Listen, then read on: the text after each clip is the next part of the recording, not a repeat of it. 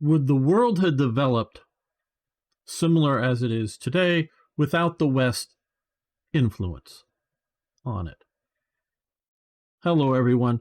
This is Gamer1745, and recently during a live stream, I got triggered by Ragar, one of our routine viewers, in a comment that he said.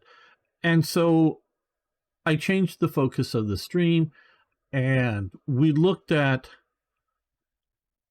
the globe and various influences on it. Was the West a positive force for the world or a negative force for the world? Did it require the West to develop modern industry, modern society, if you will, or would they have done it on their own? And so what this will follow is that stream in which I interact with the viewers.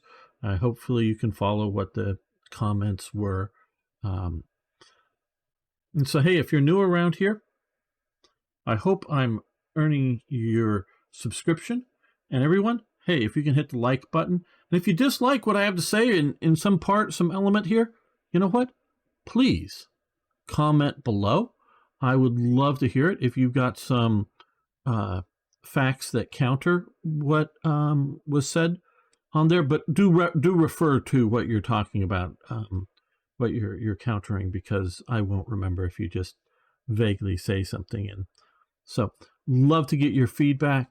So let's just start the original talk.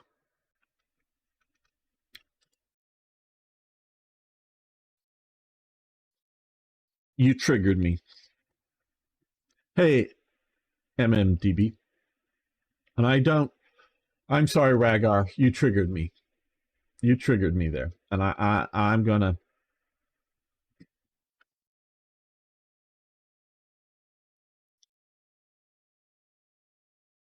They would have developed themselves. Imagine how India would look today when they had not tried to mimic the UK. They would have developed themselves. I want you to explain to me, or give me examples of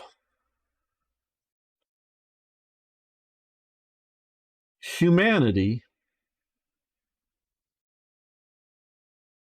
developing themselves. Hey, Niagara, just thanked you a moment ago for your support, but hey, good to have you here. Of humanity developing themselves that wasn't either based in Europe or influenced by Europe. And I for anybody who's watching this who doesn't know me, I don't give a fuck about anybody's race. This isn't about race. This is about culture. Culture. This is about what becomes known as Western culture. I look at Japan. Japan doesn't like what it's seeing with, at first, Portuguese and then sort of Dutch traders coming, and they shut their country down and go hide under the blanket. And yeah, they get rid of the warring states, one of the many warring states period under the Tokugawa shogunate. But there is, to my knowledge, functionally no cultural, political, yeah, again, they're not doing massive civil wars, but there is no cultural, political, or technological development in Japan until Admiral or Commodore Perry shows up. I forget what his rank was at the time that he showed up, and forces Japan to open its doors. China. Prior to the Opium Wars and other wars to force open the doors of China, and I've read about how, I love good historical fiction. Good historical fiction is done by somebody who researches two elements a lot. One, the sort of history and a lot of the sort of like military history, so the battles and the events. But two, researches the cultural, situation. So it's not one of these things that are set in the Scottish Highlands, but it's modern sentiments. No, they. Dewey Lambden passed a few years ago, and I've read his books. that are set in the latter half of the 18th century.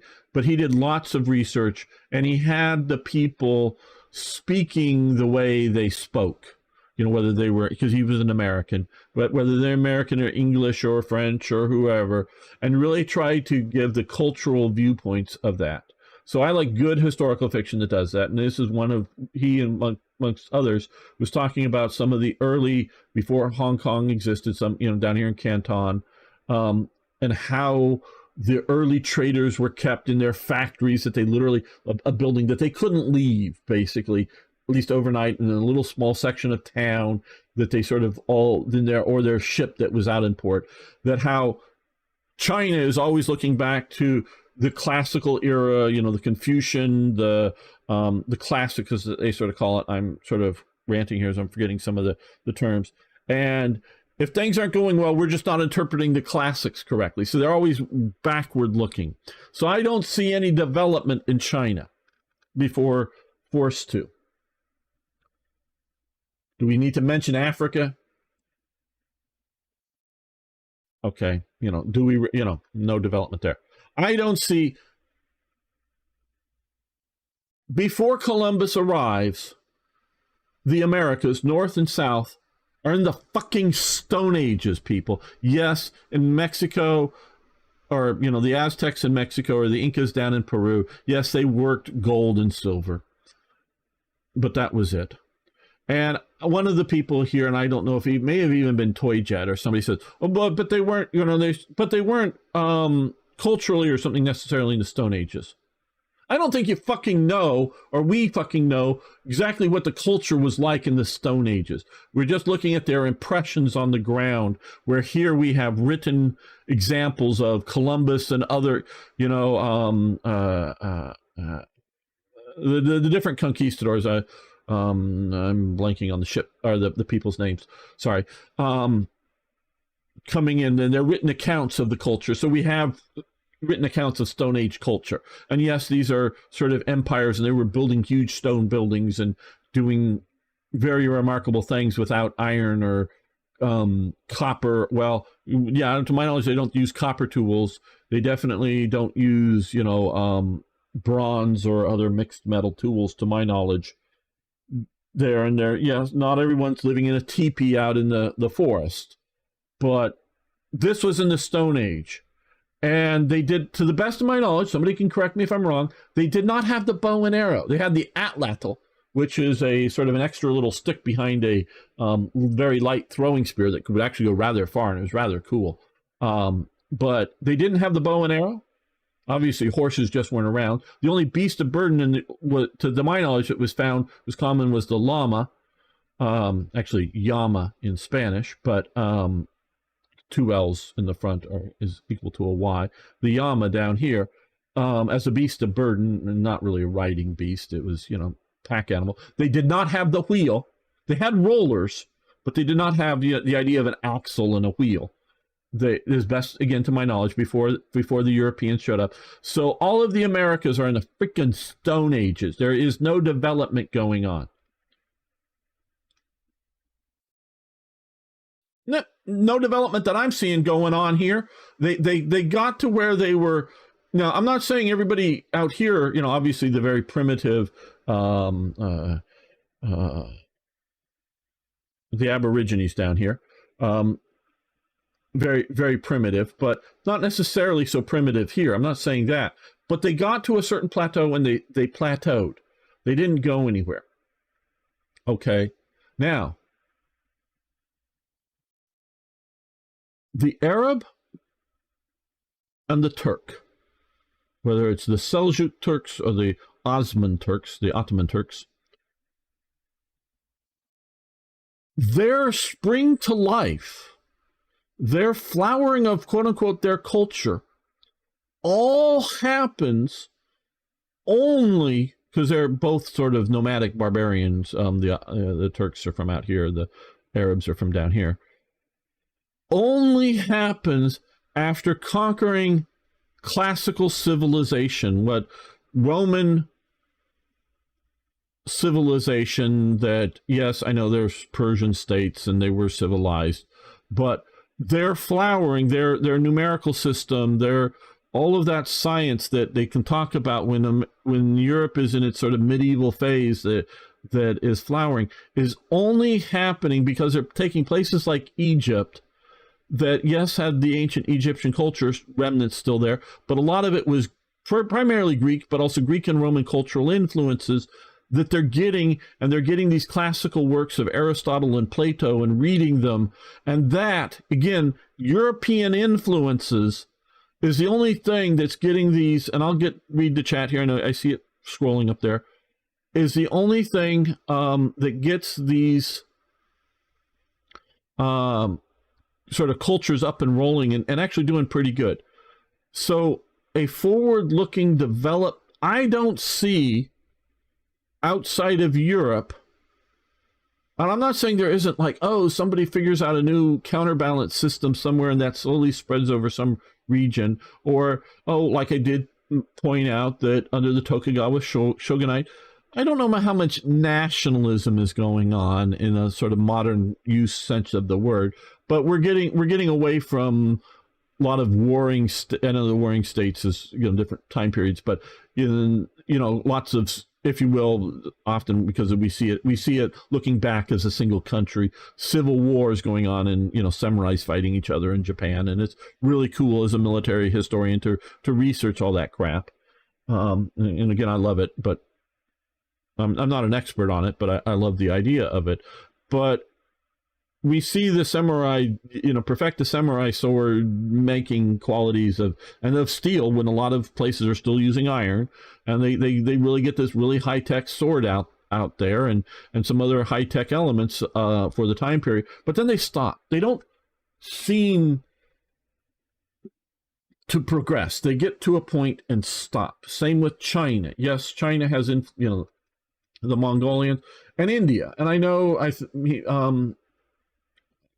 Singh may still be around, and I'm sure he knows it better than I do, but from an outsider, I see India, yes, it is being influenced, and I think somebody, mentioned, Temujin and the Tamerlane and other, Tamerlane is who I was thinking of. Temujin, of course, is Genghis Khan, real name or whatever.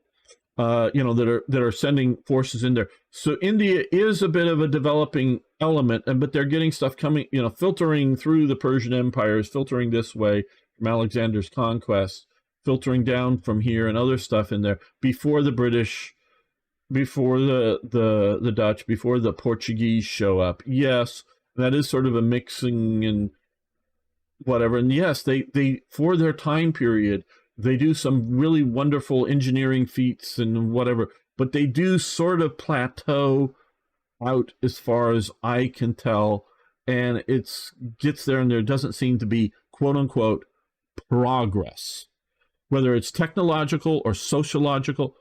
I know India is a great melting pot of ideas, and they have Hinduism, and out of Hindu, Buddhism is a Hindu kind of idea that sort of the people separated off and take it, through Tibet and out to, to Japan eventually.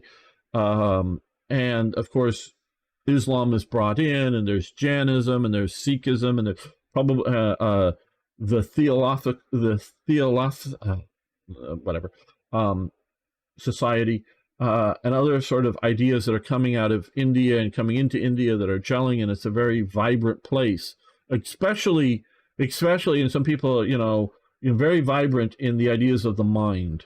It's a very mind-focused development of whether it's enlightenment or other thing, as opposed to, again, they have their technological capabilities, absolutely, but it doesn't seem to be a political cultural type development, or it doesn't seem to be a technological development hub. This and these people is where quote unquote progress comes from. Now, of course, yes, Americans and whatnot are legacies of these people. In my opinion, we would be still way back at whatever technologically culturally, the idea of accepting of slavery, because slavery is helpful and useful, because the slave is working the well pump or whatever, and they're just without, because the thing that really finally gets rid of slavery. I know we still have lots of slaves in the world. Whether we talk the Uyghurs or we talk people that are thinking they're heading towards Europe, that are coming from sub-Saharan Africa. I was talking about some of this last night, but are coming to this lawless part. My understanding is this is still sort of warring states, and in what had been the country of Libya, whatever it really is now, that there's a slave trade here of people, and I don't know what they want the slaves for, but they, God, I don't want a slave. I have no use for a slave, because I live in a technological industrial world. If I want cool air blowing on me, I turn on an air conditioner. If I want to send a message, I get on my computer. If I want to heat up my food, I put it in a microwave or an oven, and I do it. And it just, so industry, and because industry is technical, you don't want an unmotivated slave who's going to sabotage 1 out of 10 of your toasters and put it together wrong. You want somebody who's motivated, and so you positively motivate it by money, as opposed to negatively motivate it by the whip, if you will. And so it's only because of Europe that open slavery or acknowledged slavery or whatever is gone away. For all of the sins that and guilt trips, because we were talking about guilt trips last night as well, but the guilt of success, I don't feel any freaking guilt at all. And when I look at whether it was, We Are the World and the other concerts for the literal starving to death people down here, that I love the concert, I don't feel any guilty for doing good, because we tried. We fucking tried, and each country that tried in different ways. Yes, they were exploitative, because to build a road, to build a railroad, to build a port, it costs money. It costs effort.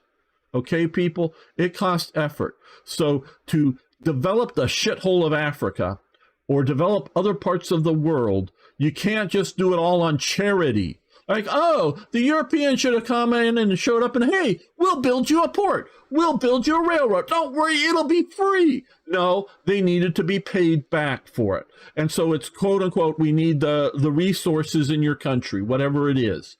And is it fair? I don't know that it's fair. That isn't the point. It isn't necessarily to be fucking fair. It just is the way the world works. And because you're part of the world, let's look over here at your part of the world is a primitive whatever. Oh, hey, yeah, this was Indian territory, and they followed 5 tribes, followed the buffalo up and down here. Needs all this space for the buffalo to roam, and that's inefficient use of land resources. Sorry, guys, we're taking it over. You don't get to follow the damn buffalo north and south all the time. The buffalo don't get to go anymore like they used to. We've now stopped the buffalo. They're no longer an endangered species. You can get buffalo meat. They grow it on farms if you want, true buffalo meat. It's not, again, there's plenty of buffalo now. It's not going to be endangered. And there are wild buffalo. Don't worry as well, that too. Or bison, technically. I mean, we call them buffalo. They're not the same species. But, these people were fucking cannibals that did mass, as in tens of thousands in like a day or a week, human sacrifices, okay? These people were, in essence, as evil as any fucking Nazis, okay?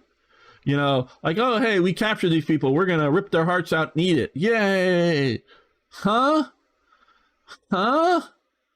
So, so if you want to, cultural imperialism, yes, the evil imperialists stopped the human sacrifices and cannibalism. So I am fed up with this and I'm staying away from colors of skin because, again, I don't care about colors of skin. I live here, and I know people of a particular color of skin that vary so much in their attitudes and their ideas that I can go and encounter them all in the same day. They have the same color of skin, and they'll be, as if they're from here, as if they're from the South in America, or as if they're from some other continent, or wherever, maybe who I'm talking to, and they'll have completely different attitudes and completely different ways of working. And I think it has nothing to do with the color of their skin or any sort of genetic things in any meaningful way. There may be minor, teeny little whatever, but not in any meaningful way. It is the culture in which they are raised and grow up in and understand the world in. That is the determining factor. So it's Europeanism. Now, I think the height of Europeanism is coming out of the Anglo element, because it is sort of a mixture of German and French and whatnot, and various legacies, because, French is legacy of Rome and whatnot, that creates the British, because we can look at the Italian experience in Africa and the British experience in Africa and the French and the god-awful, horrid Belgian experience of, their... Yes. What they did to the people down there. That's it. It's one thing to when the locals come charging at you with spears and you shoot them. That's great, because you're defending yourself. And yeah, you may be like taking over their land, but talk about, let's say, somewhere between half and a third of the residents of what modern day Zimbabwe. Hey, those European dudes, they're really cool. We love those European dudes. Why did they say that? Because the other half of the people that lived here, that were in here, were terrorizing them and driving them into the hills and stealing the good land. And the Europeans came in and shot anybody who resisted, yes. And then goes, hey, yeah, y'all live in peace. And yeah, we're taking the good land ourselves, but we're going to, try to keep people from starving. And yeah, you can have your own tribal lands and your own sort of stuff. And so half of them were like, yeah, dude, this other tribe group, and again, the Shona and whatever, I got to look it back up to try to get back there again. Yeah. When Cecil Rhodes and crew is coming in here, yeah, they're actually bringing civilization and stability and no longer terror raids. Somebody isn't going to just come in to try to drive you off and shoot and rampage around. No, the European farmer came in and took some land away and, orderly, did things that the locals might not have liked, but it was a hell of a lot better than the other dominant tribe or tribal groupings or whatever you want to call it, that were terrorizing the other half of the population here. So they really sort of liked it. Now you get the communist propaganda, and it'll be so great once we get rid of these white people propaganda that are a few generations later that they bought into, and look how shit it's turned in that. So, yeah. And so you look at the difference between Portuguese, Africa, and whatnot. But at least outside of Belgium, but outside of Belgium, at least most of these places, whether it was, and you can see this definitely, I just know because I read and listen in English, there may be as much going on in some of these other languages, but there was a lot of do-gooding spirit of, part of it is to bring the true religion of Christ, as they would say it.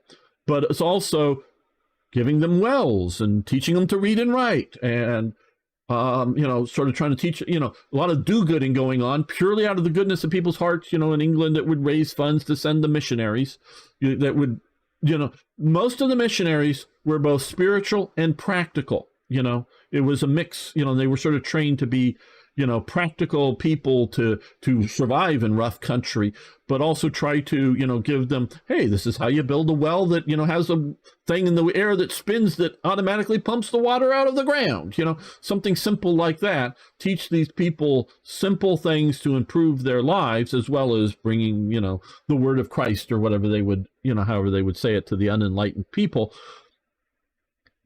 So some of them were pure do-gooders. But even when they weren't, again, sorry, Belgium is the one sort of negative example. They were mostly, here's jobs. Here you get jobs and you build this railroad, but you get food and you get a better house. And when the railroad is bringing other goods here, it'll get better. And yes, we're also using it, of course, to get the mine, to get the iron ore or whatever out of the ground. But it's improving things. So Europe to the rest of the world has been such a net positive, such a development that I don't really see prior to significant European. And again, God, I know I'm not right on everything I'm saying here now or in my life. I'm not that sort of an arrogant person. I'm sure I get some things wrong, and there's maybe a good example somewhere that can pull out that these people were on, the Eskimos, before the Europeans were showing up, they were almost ready to start making steel. No, they weren't even making iron, or the people of Antarctica. Oh, wait a minute, there's nobody down there. You might be able to pull something out of your butt that really doesn't have that I can point to as European influences. Yes, I do know that, like I say, steel in the Japanese samurai swords. I do believe there was steel. There were definitely early steel making, but it was, crafted steel, and there wasn't mass production steel in India before the British show up. I do know that. And there's some really good steel. There's like a super old steel pillar that they built way back when. And I do know these things, but they got to a certain point in my understanding and plateaued, and maybe once in a while a new breakthrough that would spread out, but it was just ever so minor, and there was no the future is coming, let's go and develop it kind of thing before European significant contact. Because I would argue there's no colonization. The only time you really get real occupation, obviously, is after World War II in Japan. And that does change Japan from getting rid of they still have a remnant element of the idea in Japan and places like Taiwan, particularly. I don't know about mainland China, of normally when you go to work for that company, you stay to work for that company for your life. So there is still a feudalistic element in modern day Japan, but the real sort of practical grinding poverty feudalism is gone in Japan. And that is, I would say, mostly because of American occupation post-war, and they were already heading down the path. The Zaibatsus, the big industrial concerns, were definitely improving Japan, and played Railway Empire, and I've done a little bit of research about some of the railway stuff in Japan. Yeah, they were definitely heading towards a more modern world. It was definitely accelerated and partly Americanized by our occupation, which I believe, not just giving them baseball, but other things that have given them a beneficial period. I know face, the idea of face in Asia, and it's stronger and less strong in different countries, but in the culture is a thing, and they might not want to admit it. And they, that losing World War II and having Americans occupy them is a net positive, but it really is a net positive for Japan going through that relatively brief from what it is, 1945, end of 1945 through to, I think it's 1958. We were officially, Japan did not exist as an independent country. It was an occupied place. So they taught this, some meme thing I saw, I think it was 1958, with the new Japanese flag is basically the same as the old Japanese flag. Yeah, the reason it's a new flag is because it's now newly a country that, even still then, they didn't really get to have armed forces, but now a newly, country that is no longer officially being occupied by America. And it really wasn't a colonial, because we weren't sending colonists over. We weren't really trying to exploit, resources out of Japan. We were remodeling Japan into a modern, slightly more Western society. They are not a Western society. Don't think I'm mistaken. I know they're not Western, but slightly more than they were, because they were, they picked Western clothes up and a few other Western habits up prior to the American, occupation. But under MacArthur, and, MacArthur may not be doing all the daily heavy lifting, but he's overseeing the situation and putting the people into key positions, and whether they do good or they do bad there is sort of up to MacArthur and changing it. And so it's really MacArthur is the person. I mean, there's lots of people involved, but is the person that shapes modern day Japan. And man, again, the character, whether it's the, if I want to go claim the American character or MacArthur's character, as much as you want to diss him at times, you have a man who is because the reason he has all that extra gold braid on his hat that he keeps into the end, just because it becomes sort of stylistic for him. And you can look at his uniform, I have a very interesting picture after West Point, so this is like either World War I or some early thing, his sort of tailored uniform. It doesn't look like it's tailored correctly for most American uniforms, but it's all the right stuff. But it's very sort of stylish done. He comes from rather rich family. Patton is maybe the richest officer in the American Armed Forces in World War II. From his mother's side, is very wealthy. But Patton comes from MacArthur comes from a wealthy enough background to have very privately bought tailored uniforms. But the reason he has all that extra gold braid is because he's Marshal, or what I'm pretty sure I'm getting the term right, Marshal of the Philippines.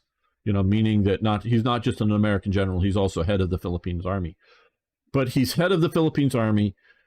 He sees his army captured. He sees with meeting the prisoners as they're being released, including meeting with General, I believe, Wainwright, who's a skeleton of himself, and others, especially, in Japan, and the horrors that the Japanese do to his soldiers, to men that he was responsible for.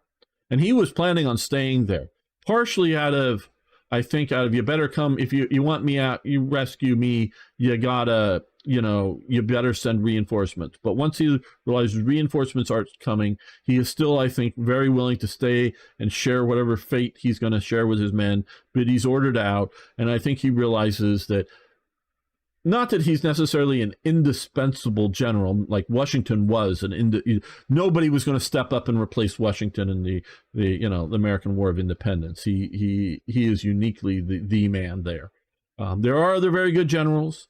We still might have got our independence maybe, but Washington I really think without him, no. And MacArthur isn't the indispensable general. You do have like Stilwell out in the Burma field that could have been moved in, who is another very highly regarded general. The reason we don't see a lot of praise for him in World War II is he's in a very, one, a sideline front, and two, one without a lot of maneuver, and a very second, but he is secondary, mainly a British show command, but he is still a very good general. As far as I can see, both from praise from others and me looking at his campaigns myself. So others could have come in and dealt with the American, campaign of the army moving through the islands. And I'll get to the chat, people. I'm not ignoring you all.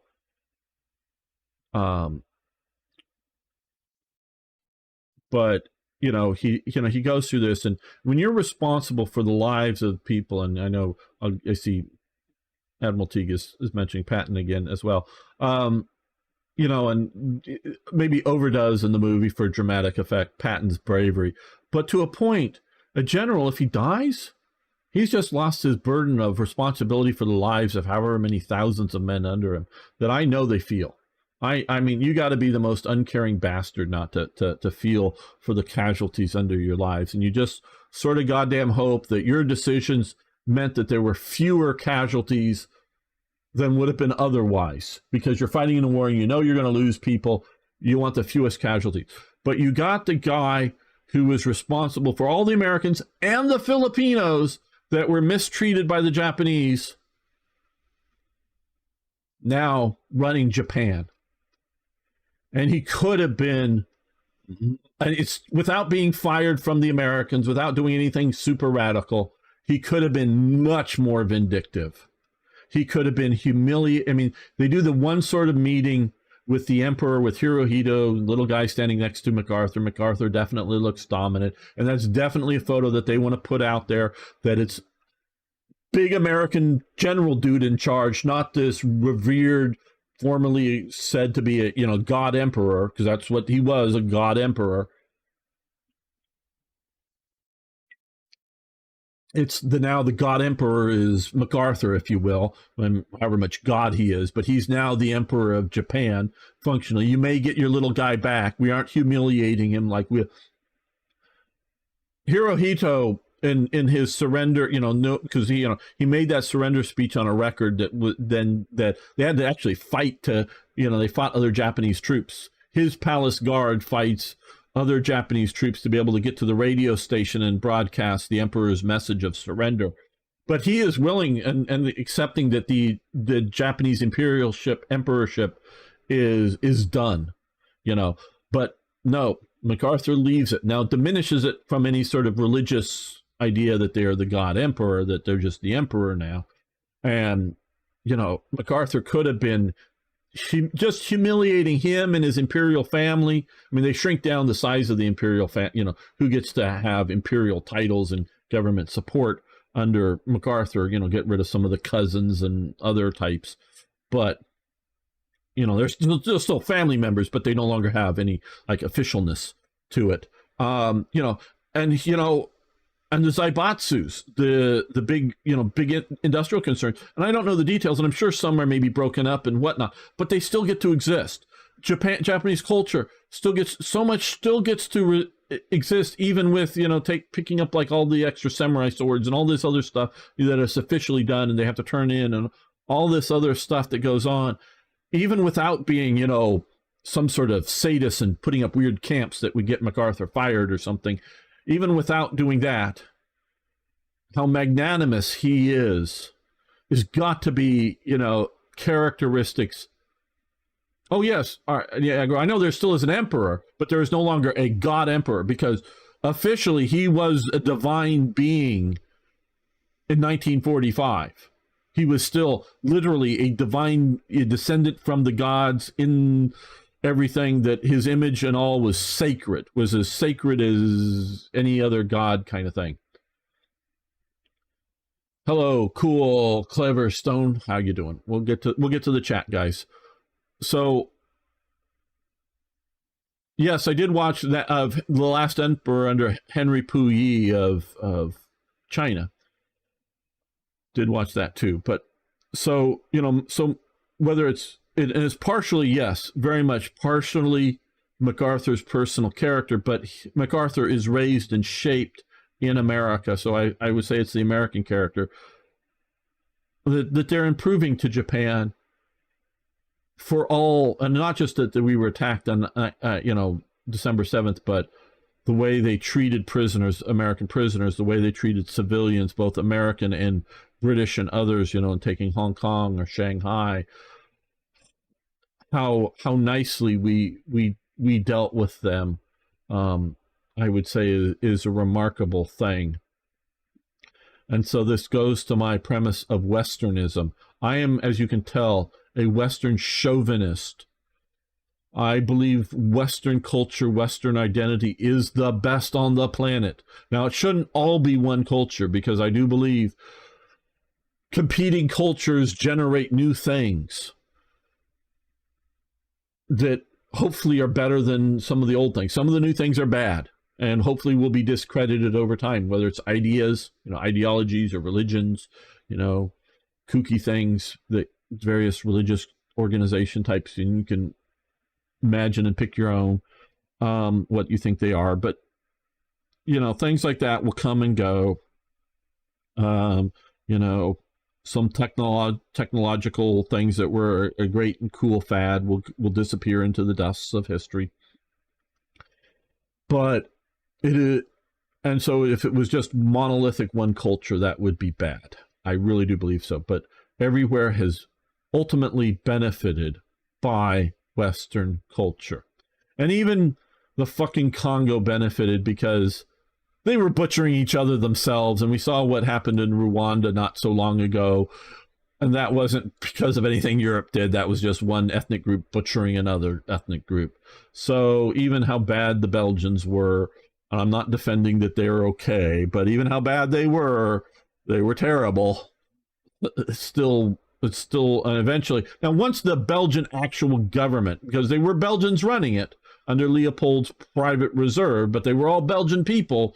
But once the Belgian government got in control, the real horrors stopped, as far as I can tell. Again, as far as I can tell, I could be wrong. So it wasn't what it was, but Western culture, everywhere it has touched, has made things better. And I would argue under the Shah of Iran, I'm just seeing it here, is much better because he was westernizing his government. And that's part of the reaction and counter-reaction that happens than the mullahs that take it over. And yeah, there's still a fair amount of Western stuff bubbling under the surface there in Iran because of that. But, because of the Shah. But it's still, that. And not everything Western means modern because, like I say, Japan and China are very modern. Oh, and China. I mean, they were, like I said earlier, they were always looking back on the past. It isn't until they get Western ideologies, and especially if you look at the early Republic of China under the nationalists, they are radical leftists. Not quite communists, but they're radical leftists, and they were actually earlier, in the early stages, they were in a coalition with the communists, and then they break apart. And so that is Western ideology, whether we're seeing it as state capitalism or whatever, under communism with Chinese characteristics in modern day China, which is sort of fascism. Not exactly, but easiest, shortest word, single word description I would say is fascism, as I would say China is, the mainland China is today. That's all Western ideology coming in there and changing an ancient civilization. So it isn't Karl Marx's communism or idealism or whatever. It isn't going to be that. It's a mix of these Karl Marx and other philosophers intermixing with Chinese isms, both cultural, Confucianism and other things like that, as well as technology, as well as geography and language. So it is a blend. It's not going to be any one thing, but it's that blend that makes China develop, that makes India develop. It's the blend. So, okay. Now I'll get to the chats. I know I've been ranting. I hope it's been fun. Okay. How far back do I have to go? Okay. Okay, I don't know if I'm going back. Moving French tank divisions fairly behind German lines. Okay, gamer, what about this? The Chinese gunpowder before European golden age of Islam. Okay, we're just going to start with, I hope I didn't miss anything significant. Chinese gunpowder under there before European. Okay, Chinese do not have gunpowder. Chinese did not make gunpowder. Please listen to my words very carefully. China did not make gunpowder. Don't know exactly what they called it, but I'm sure it wasn't gun because they didn't have the gun. They had rockets and firecrackers. And they would throw the firecrackers over the wall and they go pop, pop, pop, pop, pop, and scare the other Chinese, the wars around. China, yes, creates a black powder that was very unstable, but would blow up. Two things happen once that powder formula makes it to Europe. One, the Europeans playing around with it realize, when you mix black powder, because when they started to use gunpowder, firing guns here, they would show up with the materials and mix the gunpowder in the field while they're looking at the castle they're getting ready to shoot at. They'd mix the gunpowder up. Not so much because it was too dangerous to move beforehand. No, it was because if you mix the gunpowder up 3 weeks earlier or something and then brought it to your gun, it wouldn't work because the powder would separate or wouldn't work very well. So you had to mix it. And since you had to mix it just before shooting it, you might as well mix it up and keep it safer. It was the Europeans learned that you mix the gunpowder up and then you douse it with water. And you get it wet.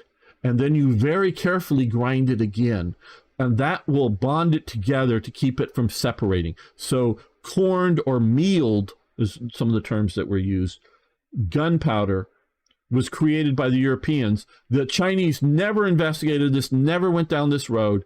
It was that very quickly, within a number of years, they come up with annealed gunpowder so that it would be a stable, last for years in its mixed form and still be able to perform. And two, Europeans developed the gun. China kind of sort of has rocket tubes that spew sparklers at the enemy kind of thing, but they really don't have projectiles of the gun. So this is my idea is, yes, periodically you do have something like, I'll get, maybe some people have already covered this, we'll go through the chat. They do have very often elements that do develop here or there, but it's Europe who goes in and gets this idea. It's Europe who really gets the idea of movable type that comes out of China. Yes, before that, Europe had printing presses prior, or printing, they knew about, the idea of carving blocks and do printing, but it was the Gutenberg and the movable type, each letter and doing that stuff. That is where they take what is, I think, basically a Korean that does migrate into China, the idea of, type. And they did have, a printing block type or whatever before, but not really much. That, and they get it into Europe, and then they make, really, it blossoms out into movable press. So yes, Europe does latch on to other things. Okay, and yes, Ari's getting to my point there. I never actually did anything with it. Most of the so-called Islamic Golden Age was regulated Roman Greek science. Yes, exactly. That's exactly what I'm saying, that Europe had forgotten it. And it's getting Europe there. The fact of the matter, Europe is Roman mentality in a way, because it's also Germanic, which wasn't Romanified. So I know Ari is big into Latin stuff recently, but it's a mix of Germanic and Latin and Greek, I would say. It's all three elements.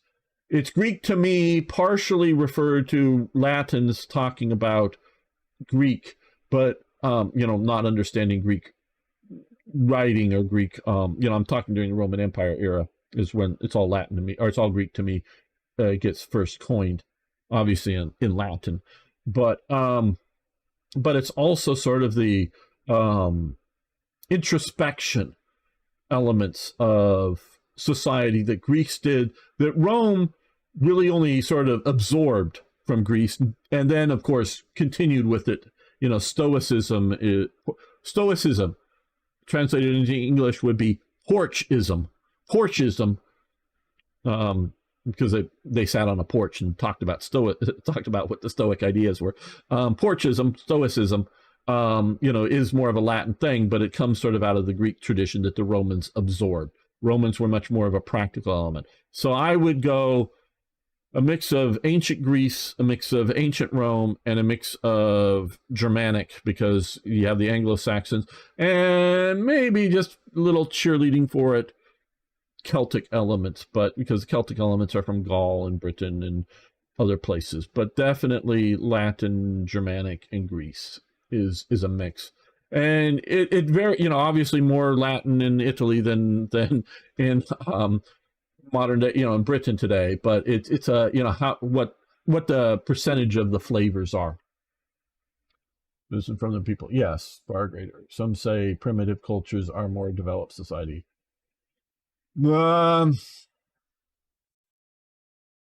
Any culture that doesn't have indoor plumbing is fucking primitive, and I don't want to live in it as a daily basis. Going camping, cool.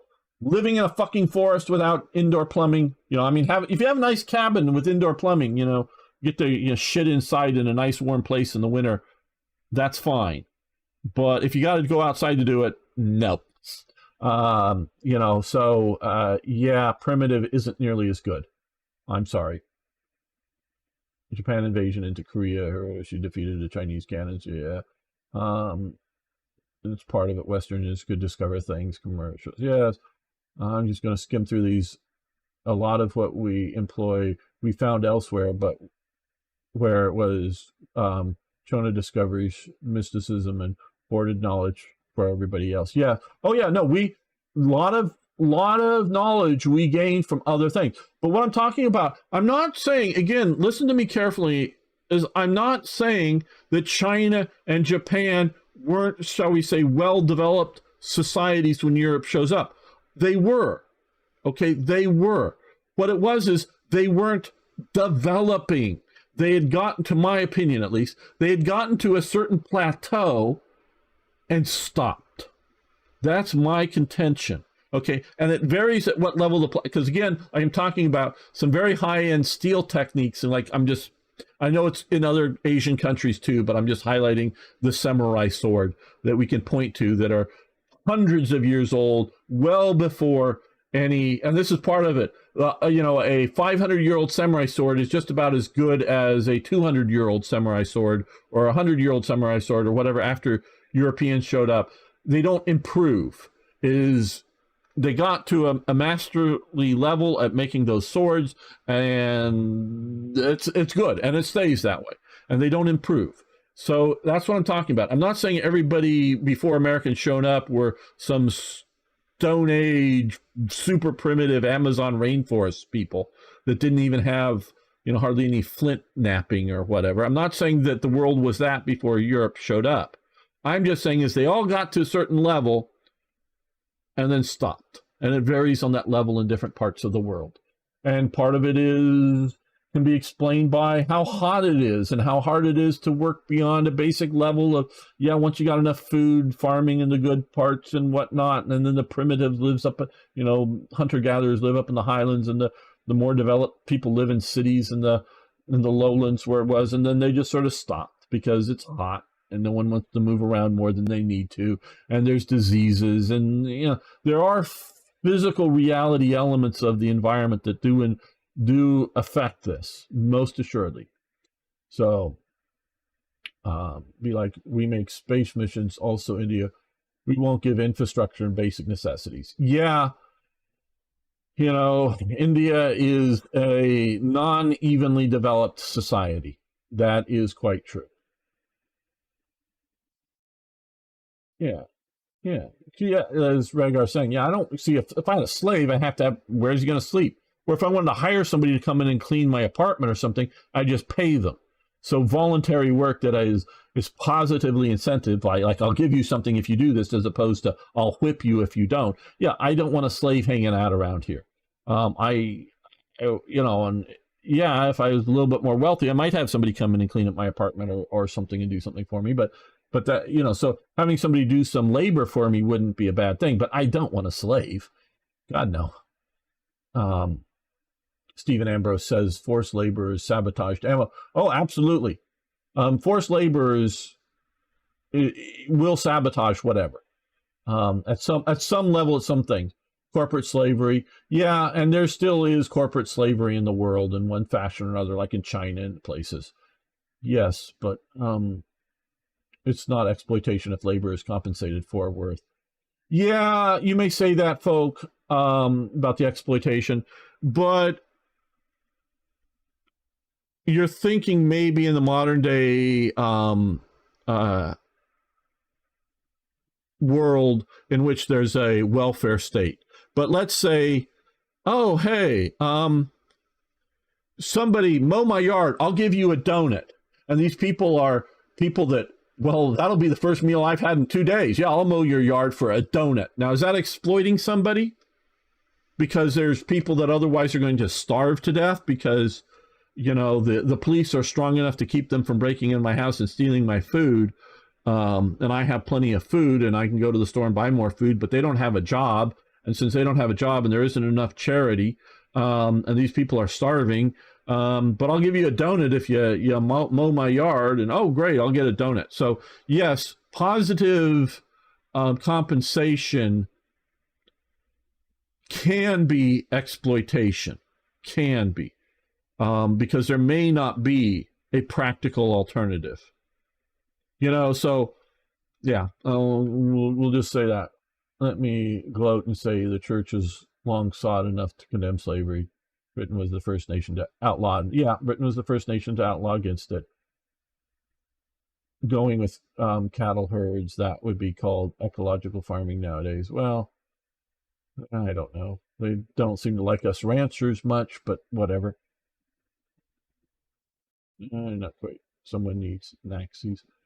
Massive self-genocide of the Aztecs were stopped by the arrival of the conquistadors. Well, I don't know if it was self-genocide. It was going after other tribes than the Aztecs. They might have eventually run out of the other tribes to conquer and enslave, but I don't know.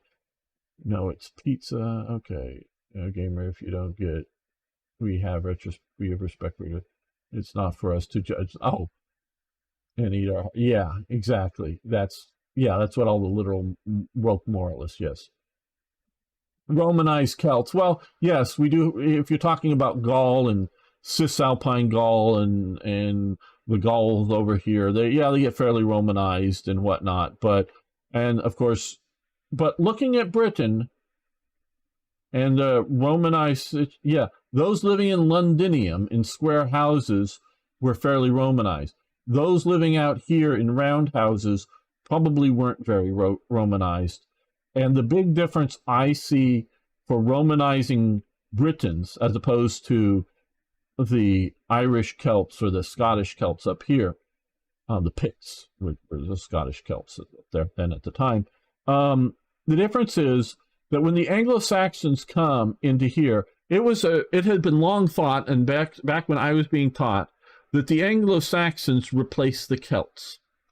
Not that they necessarily killed all of them, but they killed most of them and drove away was the idea. But modern genetic testing by populations in very isolated areas, and then testing some very ancient bones that go way back, shows that they're genetically the same people. Why did they think they were conquered and replaced?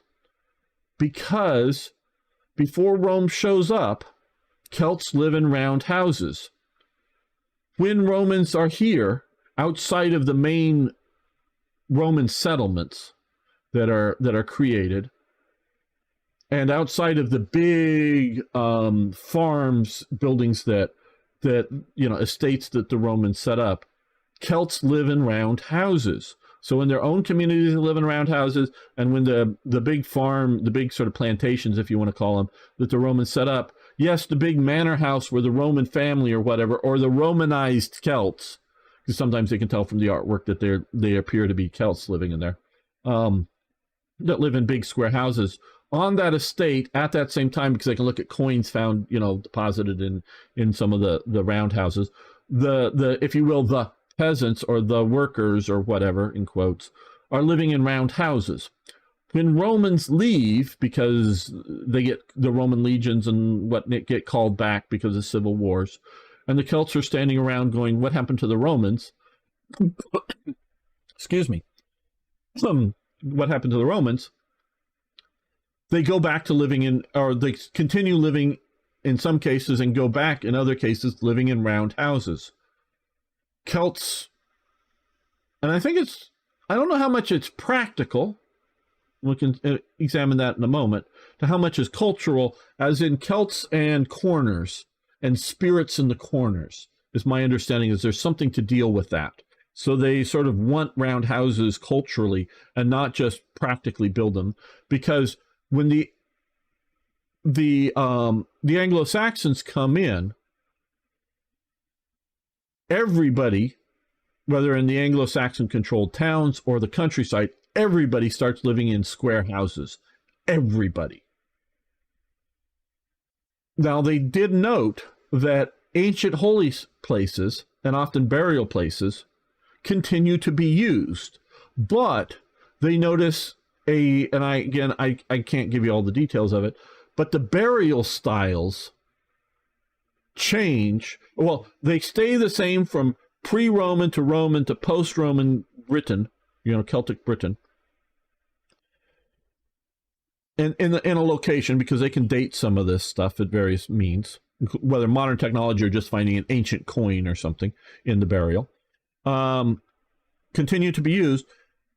But then after the Anglo-Saxons, they had long noticed different burial styles, different ways of cremating or different urns or whatever, it doesn't matter.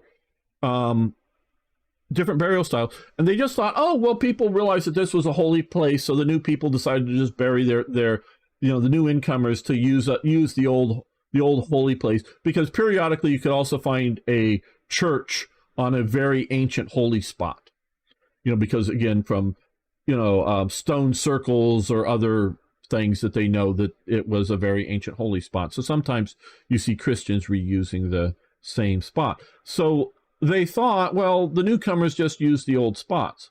Well, again, now with whether it's looking at bone fragments or other genetic stuff, no, it's just, yes, they were conquered by the Anglo-Saxons. The Anglo-Saxons came over as warriors, and yes, they did bring a fair number of women, but it just become the fad to live and speak and be Anglo-Saxon instead of be Celt. And so he's buried there. So they really believe that most of these cases is just the same families living in that same location for 1,000+ years, just do a new burial style. And when they convert to Christianity, it's not new Christians showing up and using an old Celtic holy place. They just build their church on the old holy place because it's the holy place from the ancestors. And so it must be holy, so we'll do the new Christian there. So this is why, yes, there is definitely Londinium and other very Roman influences in here, but it is not all Roman, especially out here where it's no Roman. Other areas, it's only somewhat Roman. So we'll continue on, but just to give you an explanation here. Many people realize that the British colonies in Africa actually cost money to run. Yeah, everything costs money to run. Why is the current African mantra is that that's the whole thing that triggered me, is we stole land. We didn't steal any land, we conquered it. Just as I know in Canada the official legal is First Peoples, that they want to call the Indians.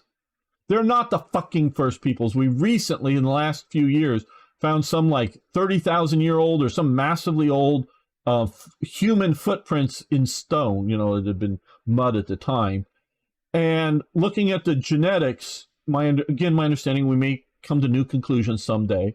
My understanding is the genetics of most all of these people that they can test, here that are not contaminated by European genes, come from somewhere in Asia about like 1,000 years ago or something, sometime. So they're the second or third peoples. They're the pre-Columbian peoples. Yes, before Columbus. Yes. But they're not the first peoples in the Americas. I don't even know whether the first peoples came from the east or the west or when they came, but they pre-existed. I don't know if they were replaced or just mixed in, but their genes weren't very strong numbers. I don't know. But yeah, we conquered it just like they conquered each other. We just did it better. Someone someday may come and conquer us, do it better than we do it. Yeah. I know I know the wheel turns. I know the wheel turns. In many ways, the U.S. is on top of the game in the world, and we have our problems. God, I know it. But someday we won't be. I know. Evil Belgians, now they're ruling the EU. Yeah, okay. 13 colonies were indentured servants. I don't know if it's half, but there were.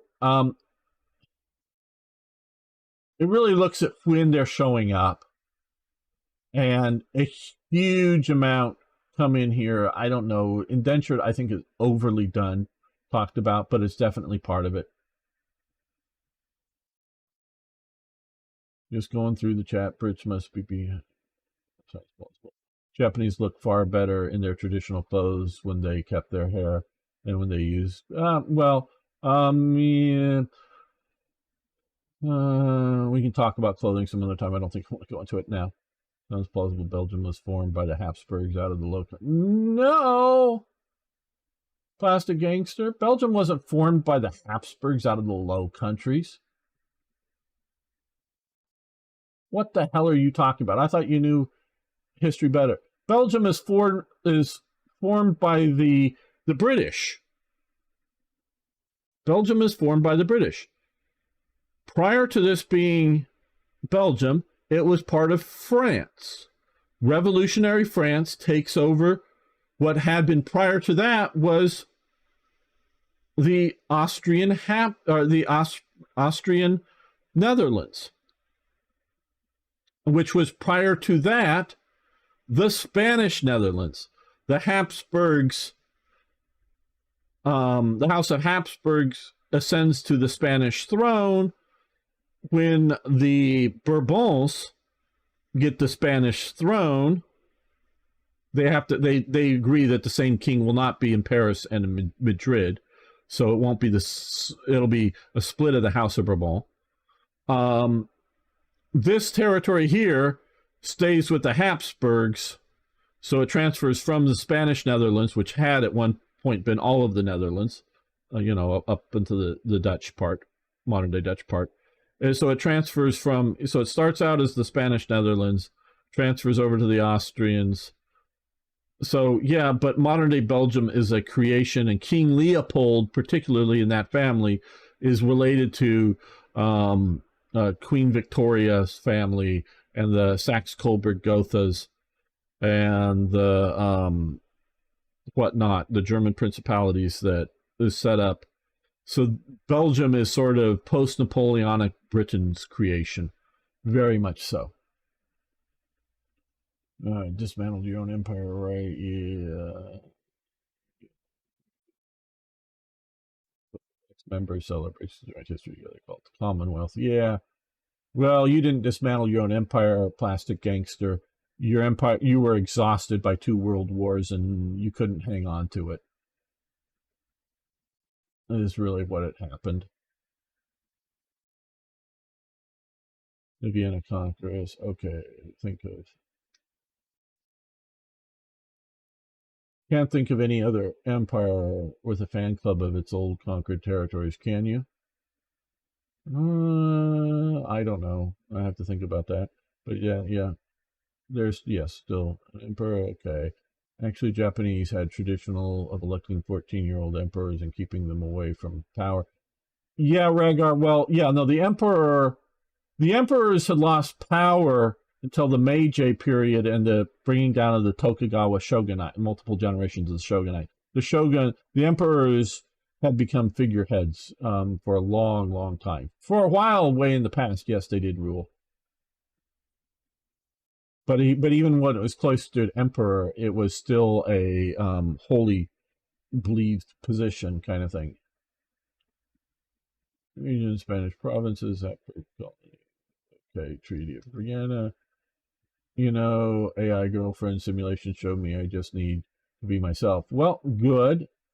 I'm sure the AI is always correct. I'll hail our new overlords, the AI.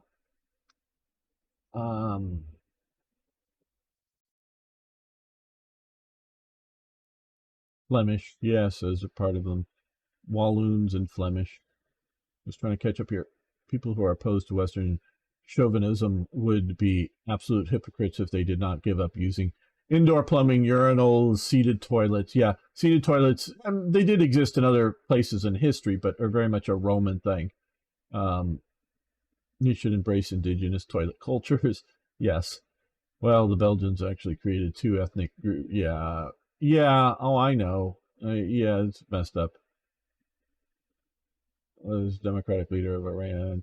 Thanks to UK and US. Yeah, we got rid of Mossadegh because he was going to flirt with the Soviet Union too much, we thought. Fascism with Chinese characteristics. Yes, MMDB. Yeah, I mean, it isn't ideological fascism. It isn't exactly Italian fascism. But the closest single word I can come up with describing modern day China, modern day CCP China is fascism. Iran was fine, but with Anglo politics fucked it up pretty hard. I don't think so. I think Anglo politics. Great. Thank you, Admiral Teague. I hope you like my rant. Glad. And hey, look, and I know Admiral Teague and I are getting to be friends here and all, and he's still sort of new. I talk about politics, I talk about history and culture and society, and I have a viewpoint and I express it strongly. I welcome other viewpoints. The only 2 strong proselytizing things, because I know I can be wrong about things, and I'm also conditional.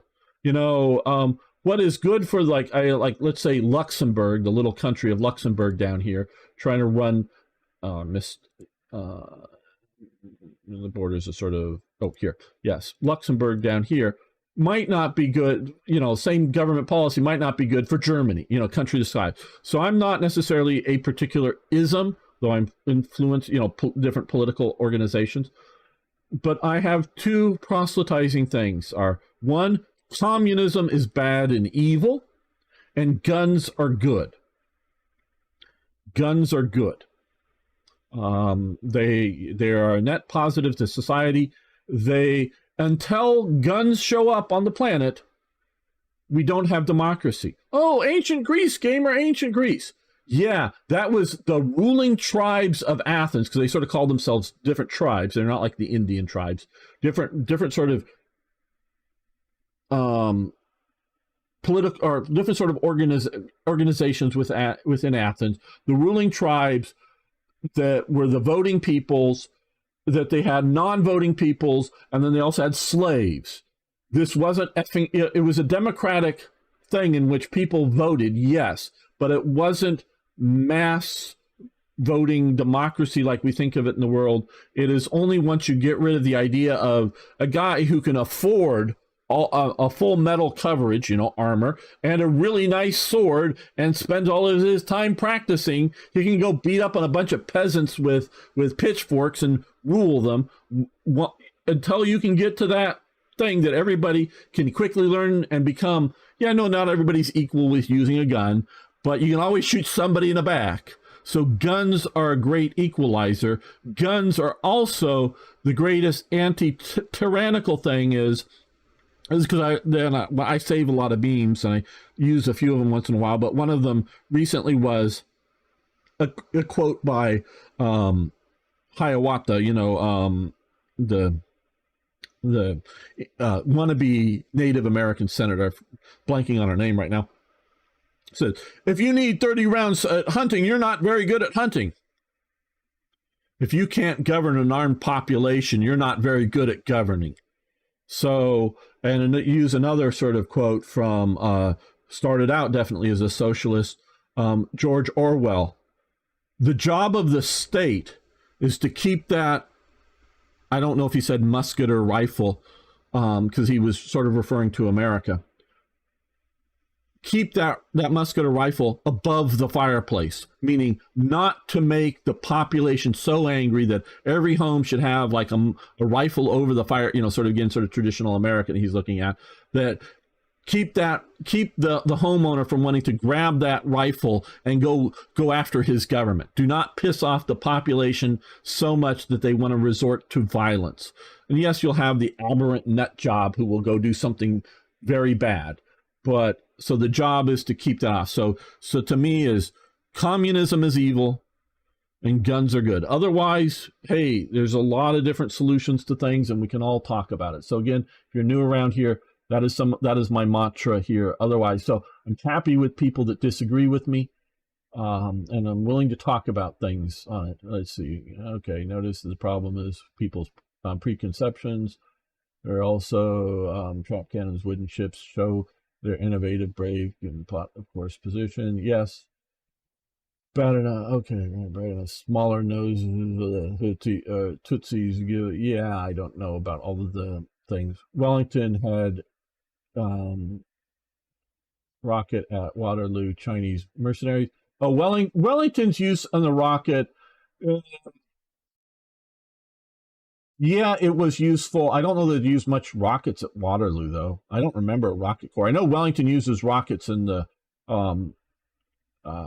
Spanish campaign, the Peninsula campaign, but I don't know that they had rockets at Waterloo. But no, they're not Chinese mercenaries. Yes, Niagara's with me on the use of toilets. And hello, Starstreak. How you doing? Toilet civilization. Yeah, and it's it's indoor plumbing, and of course, modern day we can add electricity to that. I do not want to. I could live in a cabin in the woods as long as it has decent electricity and decent indoor plumbing. But short of that, I don't want to live in the cabin in the woods. Depends very much on where you are, British tribal ties remain very strong throughout Roman period. Okay, Czechs still have about 40% Celtic German genes. Yes, I don't know much about. I mean, I know bits and pieces about Czechia, but not detail. Sink them in the peat bogs. Okay, there's a lot of historians who believe Native Americans just conquered and pushed out other groups of people. They were there before land. Yeah.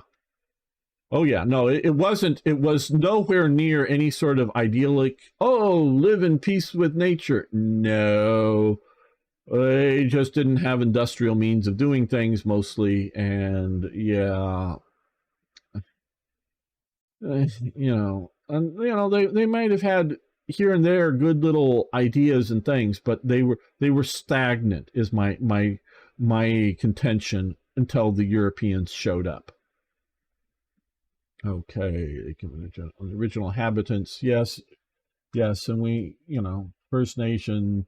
Well, okay, First Nation, not First People. Okay, yeah, but I don't know that they were the First Nation, and because one nation, nationality, I don't know that they. I mean, I know they had tribes and what we would today call them confederations. I don't know what they would have called them in their language, whether it equates to properly to a confederation. I don't know that they had an idea of a coherent national ethnic group or a coherent state that would be First Nations. But yeah, thanks for the correction. So in Canada, it's just to be a politically correct bullshit is all I think it is. They're fucking Indians, people. This is India. This is India. Okay?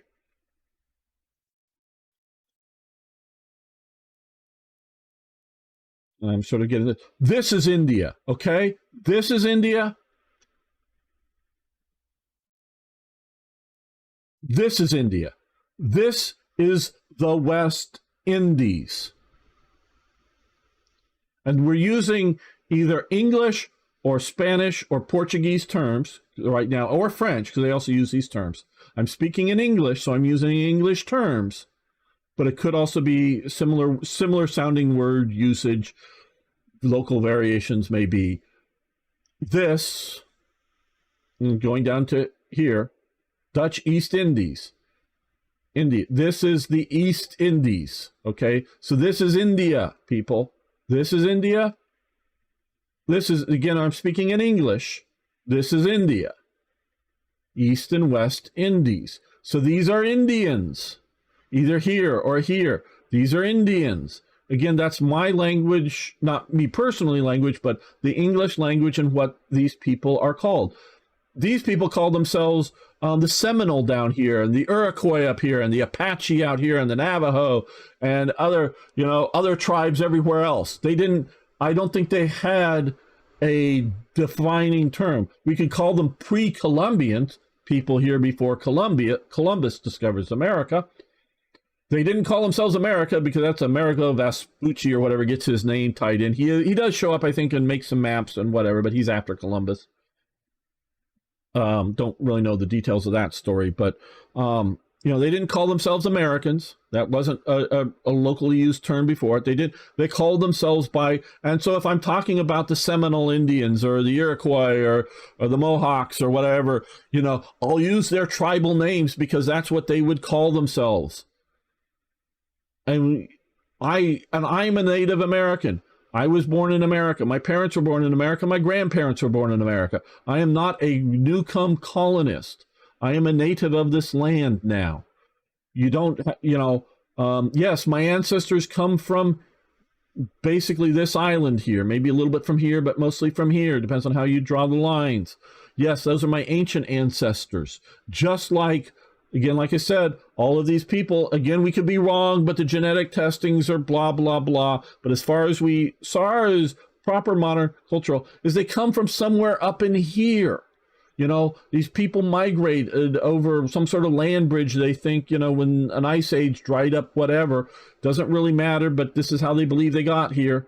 And they came down here, and they populated this area. So their ancient ancestors come from over here. My ancient ancestors come from over here. We're both Americans, and we're both now natives to this land now. So this is why I don't like, I mean, I'll call them Native Americans, but I don't like the term because it's dividing us from them, as opposed to being, hey, I'm Anglo-American, if you will, or Scots-American, or Anglo-Scottish American, or whatever you want to call it. Yeah, that's the flavor that I come from, as opposed to, I don't know, Italian-American, or Polish-American, or Indian-American, or Chinese-American, or Japanese-American. Yes, we come from different flavors around the world, but we're Americans. These guys are Americans. I know sometimes when I say, no, we're not, we're Canadians. Where's Canada? It's in America. Okay, this is the United States of America, because this is California and this is Virginia.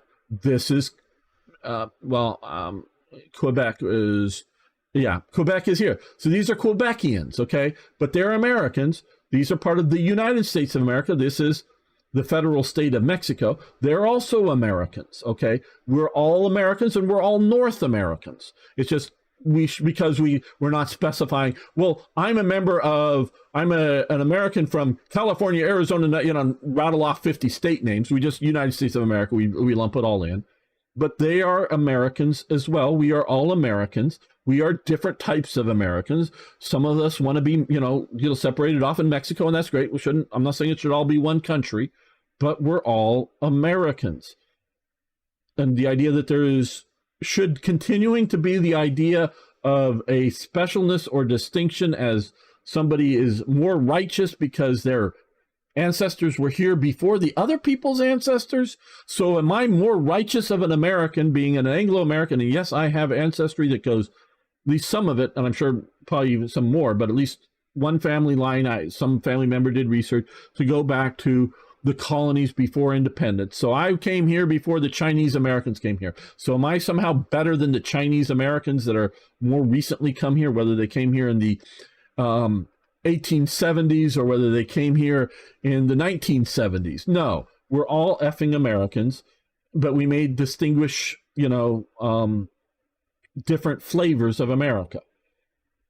I am a proponent of this, and and when I talk about like Canadians being Americans, well, they are, because they are gone through, whether they are, because I've known some, at least one guy I knew who was a Canadian, but he was from China, from Hong Kong, or his family was from Hong Kong originally. Now he was a Hong Kong Chinese, grew up speaking English as much as Chinese, but and immigrated many, many years ago up to Canada. And so they have their own different immigration stories, but they are the similar sort of immigration type stories that other Americans have. So that's why they're Americans, because they're no longer Chinese or English. And I'm used not just British or something specifically. They're not the English. They're not the Chinese in China. They are the various types of Americans here. So that's why I sort of, First Nations, First People, I dislike. And yes, we can identify as Indian Americans or, other things. So here, let's go. Belgium is British made fake country. Yes, MMDB, sorry. Yeah, that's fine. They were Flandrian and Wallonian, absolutely Niagara. Habsburgs, leaders that got there where, Belgium came into existence, first Congress of Vienna after Napoleon, but it was Belgium separated from the rest of Habsburg provinces. Yeah, you're talking details, but that's basically, Congress of Vienna is, the whole process is created by the British push for that, as opposed to leaving it French or other sorts of things.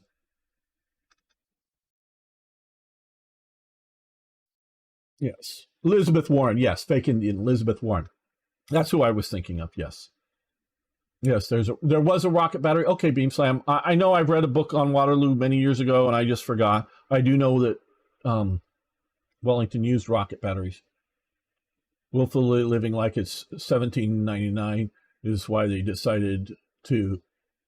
Unabomber was insane. Yes. Oh, living in the woods in the shack. Yeah.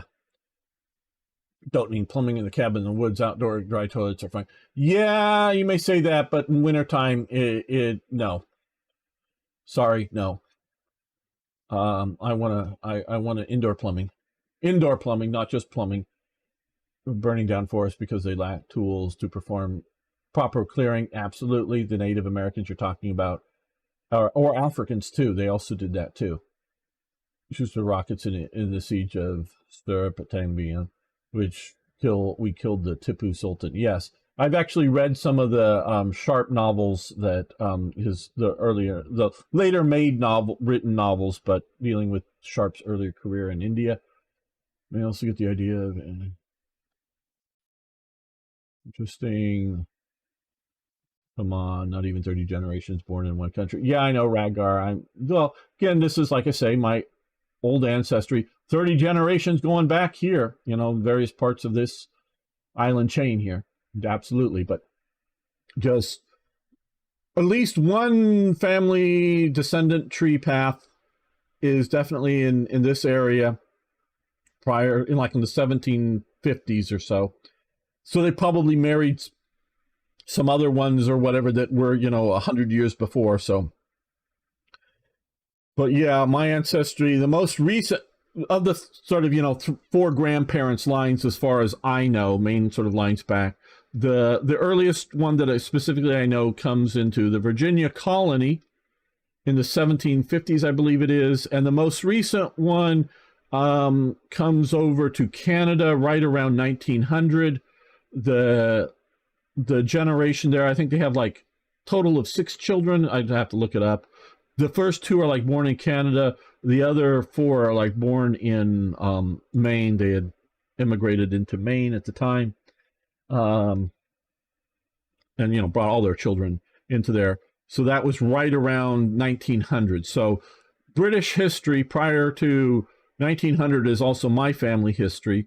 But after 1900, it's all pure American. And American history since before independence, how far back in this part of the world, which can go back to the 1600s or even 1500s. The Virginia colony is older than the sort of famous Plymouth colony up in Massachusetts. So Virginia was sort of the first colony. So I very well may have ancestry that goes back, just tangential lines somewhere way back to the first, permanent colony here of Jamestown. I don't know, but definitely. I'm very American and I use these terms specifically at times, sometimes England, sometimes Britain, sometimes Scotland, because I'm talking about, sometimes when I talk about old Britain, I'm talking about Romano Britain. Sometimes modern Britain, I'm talking about, the modern day country or the United Kingdom. And I do know the Scottish, a lot of them come up, the Scots are an Irish tribe. The Picts are the local Celts, and eventually they war and conquer and eventually sort of melt together. But sort of my ancestry, through at least from being from the Scottish sense, Irish too. I don't know if I specifically have Irish ancestors that leave Ireland and come to the United States or something, but maybe, I don't know. But definitely, Scots and English and some from way, way back, time of William the Conqueror, Britons, which very well is a mix of old Gauls and fleeing Britons from the Anglo-Saxons that then get back to Britain. So yeah, so it's sort of very much from here. And yeah, probably because of some of the stuff, probably a little bit of Norman, whether how much Norse or whatever. But so this is where my ancestry just to come. So my history, as much as anybody who's born here today is my history is theirs. We both share that equally. I think we first got to the boats before the Lang Bridge. Oh yeah, they very well could have come by boats. I don't know, Admiral Teague. I don't know, and there's a lot of speculation. Okay. He is insistent he was not insane. I'm forgetting U.S.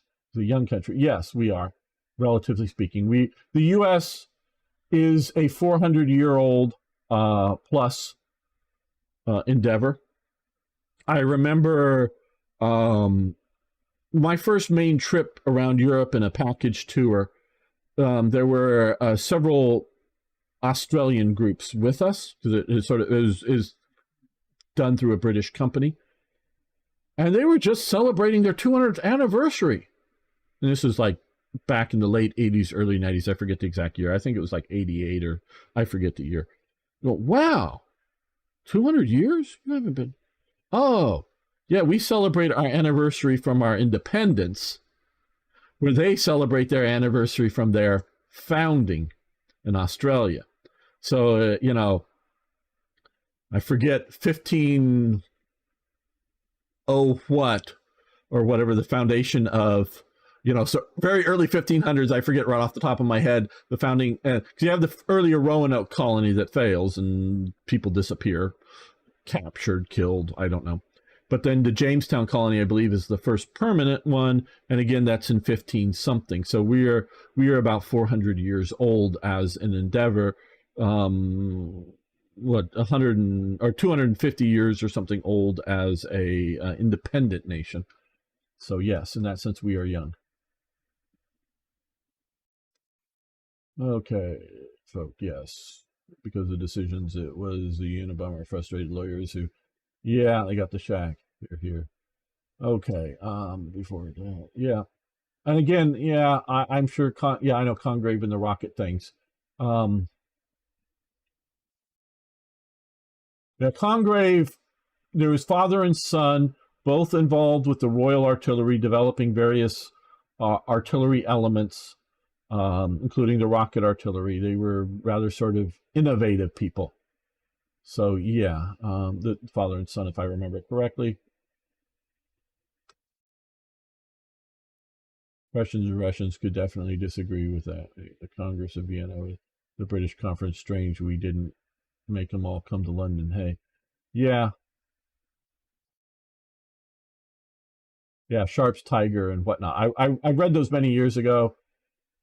I didn't finish Sharpe's latest book. I do have it on audiobook. I should get back and finish listening to it. I was listening to it on a recent vacation, and I just didn't pick it up after it. But yeah, just listening to the audio.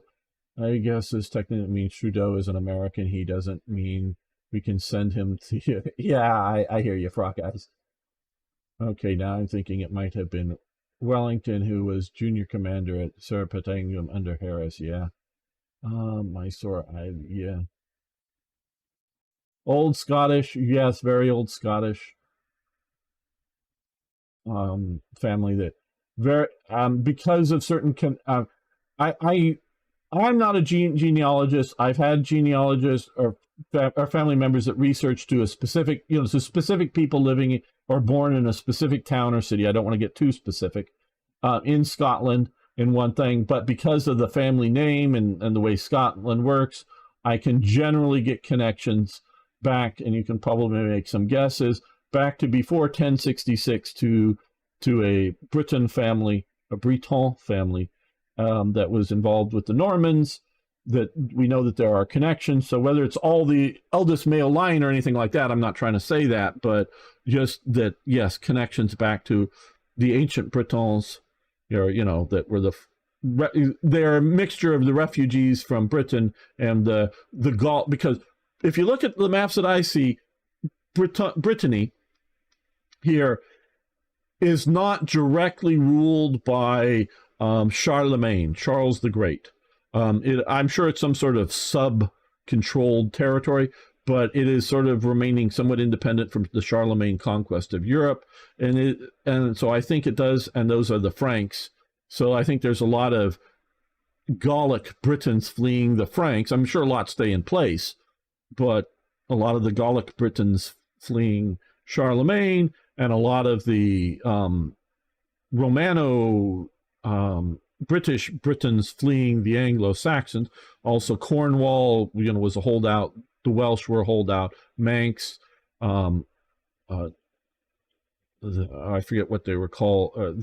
This was a Celtic kingdom for a while that was different. There were Romano Britons, particularly down here, as opposed to the Scotti and the Picts up here in Scotland, and there are a lot in the lowlands.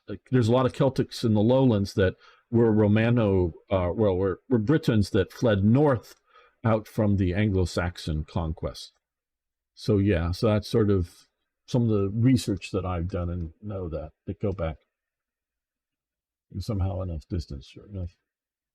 Sapiens, Congress of Vienna. It was Metternich's baby. Yeah, but it's sort of British looking at it, I would say. It's Metternich, Britain. It wasn't a British initiative, Gamer. It was a project of Metternich. Yeah, I know Metternich and all that stuff. But Belgium, I really would say, is a British puppet state for the longest time. Yes. Because you realize the Congress of Vienna is happening at the same time the Battle of Waterloo is happening. And because it was in progress at the time. And they're trying to develop, I'm just sort of shortening all this stuff, and I'm sure some of you know it better than I do, but we're trying to divide up post-Napoleonic, post-French Revolution Europe, because, you know, hey, the Illyrian coast officially went to France for a while under Napoleon, and other crazy things like that. Well, who's going to get this? Who's going to get that? Who's going to get this other thing? What's going to be the Bourbon kingdom down here, and what's going to be the Bourbon kingdom out here, and how? Because there's 3 Bourbon kingdoms. There's France, there's Spain, and then there's, you know, down here in Naples, Sicily. And what's going to be Habsburg? You know, what Habsburg territories in Italy get to stay, and what's going to be, you know, Tuscany, and, you know, they're dividing up all kinds of regions and dividing up, you know, because there's obviously what was of the Holy Roman Empire at the start of the French Revolution. And then you have the Napoleonic conquest, and he creates like the Confederation of the Rhine and some other sorts of things. And again, I don't remember all the details. And he sort of, some of the various puppet states, he of course takes Hanover away from the Elector of Hanover, which of course is the same person as George III of England. So the Hanover is not allowed to continue to be ruled, you know, during Napoleon's time by his enemy, the King of England. But they get Hanover back. They do during the Metternich Conference. And it is only Queen Victoria, because all electors must be male. And so the main line to inherit Hanover is a woman. So it goes to some other Hanover relative, whoever becomes the next elector in Hanover. That's finally is when Hanover is finally broken off from England, because since 1714, yes, in 1714, the Elector of Hanover had been the King of England, the first 3 Georges, and then onward after George IV and whatnot, until Victoria had been the Elector of Hanover. And so the Hanoverian army adopts red coats because it's the same as the English army. But they have their own officer corps, their own traditions. It is still a very Germanic, even though they wear the same... I mean, they're different. If you look at all the fashion and the way all these coats are cut and they change over the years, because I have studied this in the 18th century, well, starting in the 17th century, in detail, how the coats change from, you know, different cuts up until, you know, the Napoleonic eras. They change, but the facings or the turnbacks on the coats, generally for the regiment, generally speaking, stay the same color. So it's generally a red coat with either, you know, depending on the regiment, with yellow facings or blue facings or green facings or whatever. And Hanover adopts a similar sort of thing, but in the German cut and in the German style. And so the Hanoverian army is a different army than the English army, but whenever England goes to war, so does Hanover, and vice versa. So that until Queen Victoria. So yes, but I do believe, and again, I don't know all of the details. Yes, 1815 is, you know, the Waterloo and Congress of Vienna. Very much the English are dominating the situation out here. They are insisting that the House of Orange is going back into ruling the Netherlands. There was pro-House of Orange, there was anti-House of Orange within it, but they're insisting that the House of Orange is going back to the Netherlands. They're insisting that, how I don't know the popular feelings of the people, the Flemings and the Wallonians. They don't really want to be dumped into, to my knowledge, into the Protestant North, because they're Catholic down here. The British really don't want to see at least the even the Wallonian part, let alone the Flemish part, to go to strengthening France too much, because it is sort of a growing industrial area. So they want it to be separate. They don't want it to be part of whatever Habsburg rulership. So they sort of create, or are forced to creation, find a German princeling to become the king. I don't know that these people were particularly loyal to the Habsburgs or to whoever, but Britain is really putting their foot down about this part. Now, Metternich, in dealing with, this part of the world, yeah, I think it's very much Metternich's show here, as far as I can tell. Resumed after the 100 Days in Waterloo. Absolutely. That's what I mean. It's going on during that time period. It's not a thing. I'm not saying that they're having the meetings at the exact same day, because I do know the 100 Days and that throws everything into chaos. But meaning it's going. I'm trying to set the image for people watching Plastic Gangster as what is going on in the world. Let's see. I'm trying to read Fleming's. Quick Allied mobilization, likely because of the Congress of Vienna.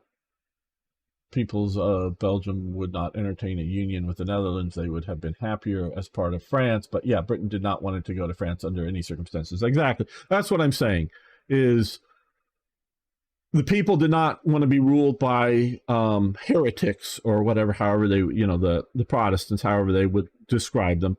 And Britain did not want them to be part of France, to make France too strong. Because France, we do see, of course, a little bit of a hiccup during Napoleon III's reign in France, but we do see a growing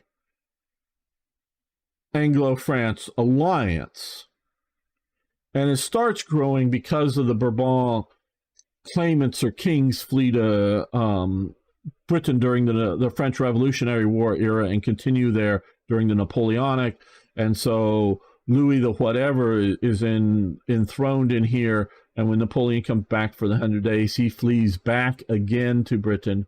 And so, to some degree, the Bourbon monarchy, French puppet would be overstating it, I would say, but they're definitely a British supporting the French traditional Bourbon monarchy, as opposed to the newer revolutionary Bonapartist monarchy, as opposed to the old Valois or whoever in the past. Long past, but they don't, so that is sort of a growing alliance, and with the consolidation eventually more and more of Germany and the Empire of Germany under the Hohenzollerns and Bismarck and whatnot, Britain wants a counterbalance and weight to that. So when Prussia is sort of a militarized Protestant state, that's seen as a good thing by Britain and their allies. But once that's becoming too dominant, too strong, they're looking at getting other allies.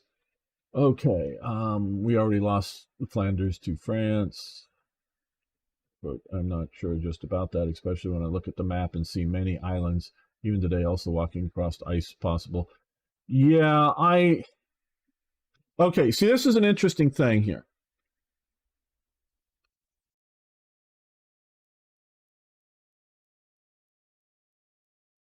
As far as we can tell, all of these people, there were lots of people here, but even the people out here in, the Galapagos, the Easter Island, wherever Easter Island is, it's somewhere out here. I don't know if it's on this map or not. That's one thing I like talking. Pitcairn Island, I don't know, wherever Easter Island is out here. All of these people here all come from sort of over here. And it's an interesting phenomenon, because the dominant wind, my understanding, the trade winds, the dominant winds are from east to west. Now, why did the people migrate into the wind?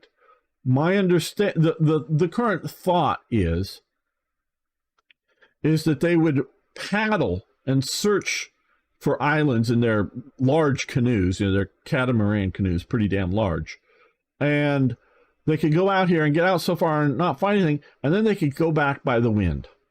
because they did have very, very, very primitive sails.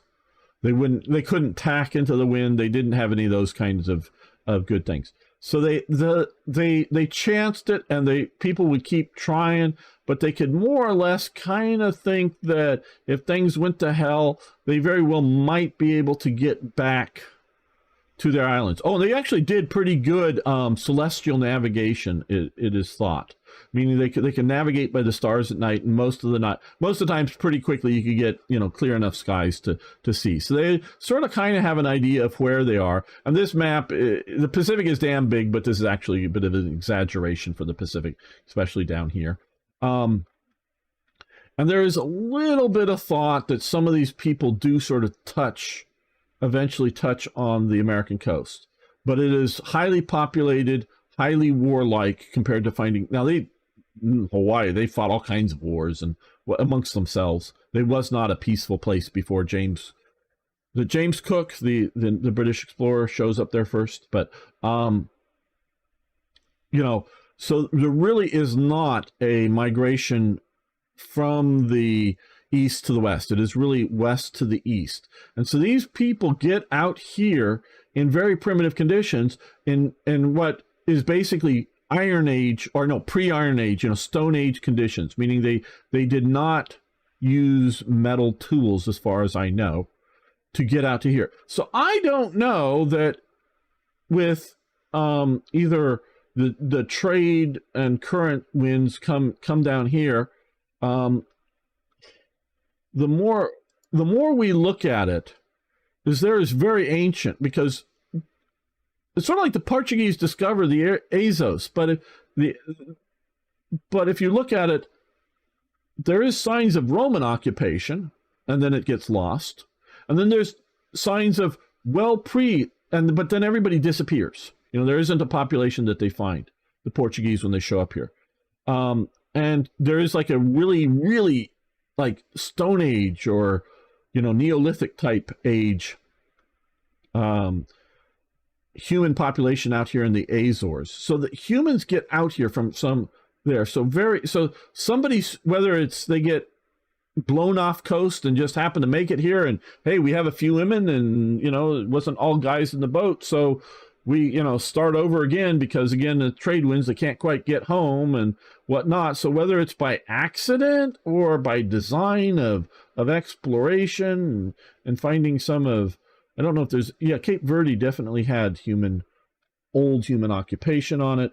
So I don't know whether they came down here early on.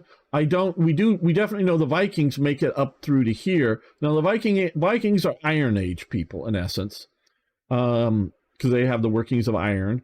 And, they get in here and set up, Nova Scotia and whatnot. They set up permanent habitation, multi-generational, that eventually gets cut off. So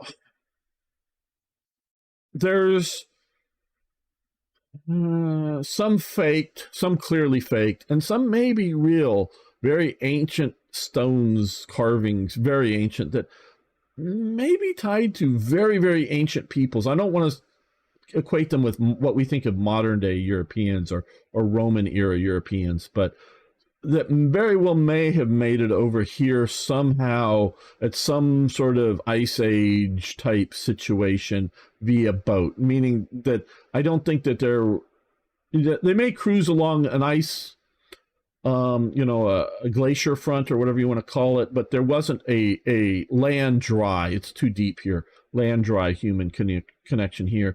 Here, depending on how you do it, I don't know, with the ice coming down. But yeah, boat. I think even here it's not thought that they walked, but that they sort of coasted along the ice front, as it were, hunting seals or other sort of animals, and they make it over here, and then they may come back and tell them, hey, we found good land way down here, so come get the girls, and let's the hunting party comes back, and let's get the girls and move into this nice new land we found down here and move in. We can hypothesize the story, but I don't know if we'll ever know until we get proper time travel and go back and take a look and then fuck everything up. So yeah, I don't know whether it's an actual land bridge and walking, like I say. I think it might be just coasting along the ice, because we can see, whether we call them Eskimos or whatever, we can see people living along ice areas, dealing with walruses and seals and fish and whaling and whatever, that killing a few polar bears, and sort of, but moving via boat as much as anything else. Yeah, France was a client state. Yeah, they were walking outrigger canoes. Yes, Polynesian. Yes, these are the seas are rare and incremental. Madagascar was not settled until 500 AD, even if Homo sapiens were living across the strait from many thousands of years. Yeah, yeah, Easter Islanders couldn't move on after wrecking their island because they ran out of wood to build canoes. Absolutely right. Strong arm, or yeah, Star Streak. My understanding is is yes, they ran out of big trees to make their way of communication. Verified remains of 70,000-year-old campfires in South America. People were there one way or another. Oh yes, and like I say, recently I've heard they've uncovered footprints in stone, that had been mud at the time, of a human that's 30,000 or whatever years old, that they figure. So yeah, humans were here long before, my understanding is, the genetic peoples of what we'll call the pre-Columbian peoples that dominated here before Columbus shows up. So they all come from somewhere here, as it's thought.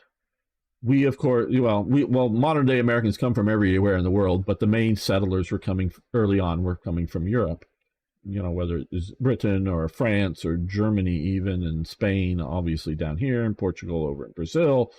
But yeah, so yeah, it's migrations of people